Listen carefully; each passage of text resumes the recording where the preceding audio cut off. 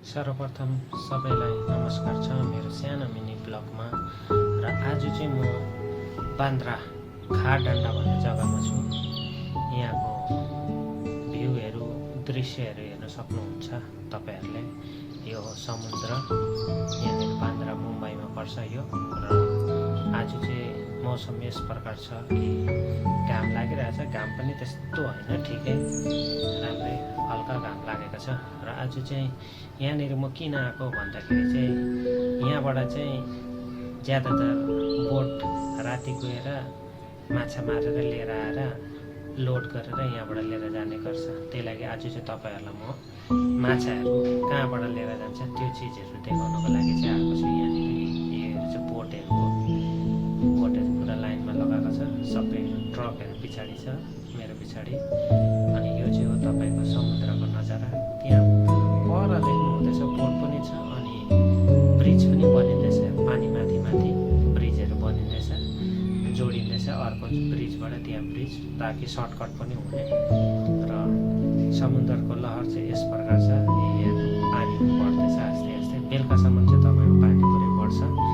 र यहाँ बकुलाहरू पनि, माछाहरू बचेको जो उब्रेको हुन्छ बोटमा छोडिएको हुन्छ, यिनीहरू खानु लागेको हेर्नु बोटमा। अनि काग पनि छ साथै, माथि माथि कागहरू छ, तल बकुला, यिनीहरू दुईजना मिलेर चाहिँ खाने गर्छ। यहाँनिर साइडमा बोटहरू छ। यहाँको दृश्यहरू नजाराहरू यस प्रकार छ। सबैजना बोटहरूलाई साइड गर्दैछ, दोरीहरू बान्दैछ ताकि बेलुका जानुको लागि तयार गर्दैछ उनीहरूले। आजको बिहानको चाहिँ भइसक्यो। र तपाईहरुलाई कस्तो लाग्छ कमेन्ट गरेर पनि बताउनु होला। म त अब यतिकै भिडियोहरू बनाइराख्छु तपाईहरुलाई देखाउनुको लागि, म कुन कुन जग्गामा जान्छु घुम्नुलाई, कहाँ कहाँ के हुन्छ होइन। मेरो भिडियोलाई सपोर्ट गरिदिनु होला। र यहाँको भ्यूहरू तपाईँले देखिहाल्नु भयो, यिनीहरूले बोटहरू पनि बान्दैछ, पछाडिपट्टि देखिराख्नु भएको छ। म चाहिँ यो जग्गामा छु फिलहाल चाहिँ अहिले। र आउँदो समयमा अर्को भिडियोमा तपाईहरुलाई अझै राम्रो राम्रो जग्गाहरूमा लिएर भिडियोहरू बनाएर देखाउने छु। अहिले चाहिँ यहाँको तपाईलाई म माछाहरू चाहिँ कसरी लोड गर्दैछ त्यो देखाउँछु। ब्रिज हो यो बनिँदैछ, यहाँ माछा चाहिँ यो प्रकार छ। यो हात गाडी भन्छ, यहाँ चाहिँ हात गाडीमा चाहिँ लिएर जान्छ, लोड गर्छ, त्यहाँबाट चाहिँ माछा चाहिँ यस प्रकार छ।